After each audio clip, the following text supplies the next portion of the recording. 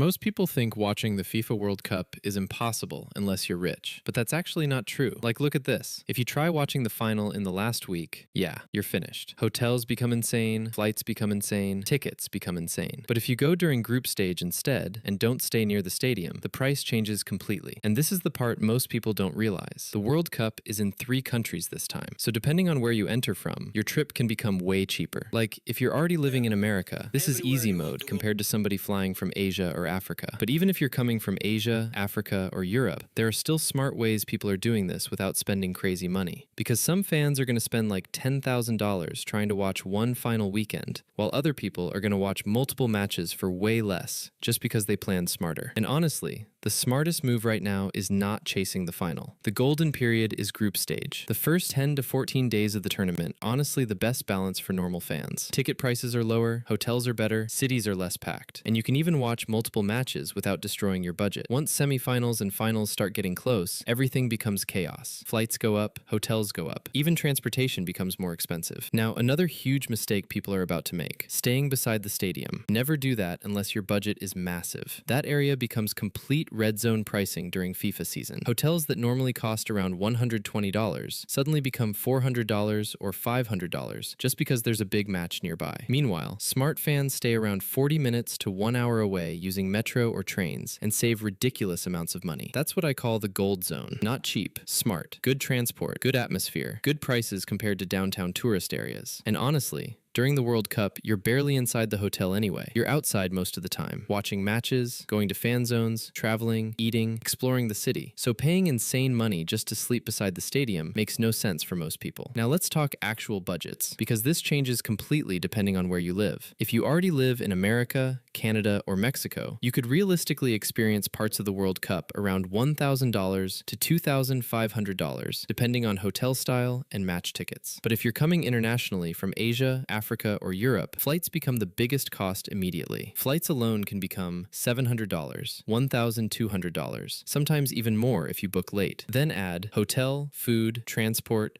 match tickets, visa costs. So realistically, for international fans, around $2,500 to $5,000 is the more comfortable range if you want a proper experience without stress. And if you wait too late, it gets worse fast. Because right now, hotels are still moving, flights are still moving, good locations are still available. But once the tournament gets closer, the smart options disappear first. Now let's talk about which matches are actually worth watching. Because honestly, some of the best World Cup experiences are not even finals. Mexico home matches are going to be insane. Argentina matches always become crazy. Brazil knockout matches too. Big rivalry games during group stage can have unbelievable atmosphere. And honestly, round of 16 might be the smartest overall stage, because the tension becomes serious, but prices are still lower than semifinals and finals. Finals are amazing, obviously, but financially, that is maximum difficulty mode. Everything becomes expensive at the exact same time. Flights, hotels, transport, tickets, everything. That's why smart fans usually target group stage plus maybe one knockout match.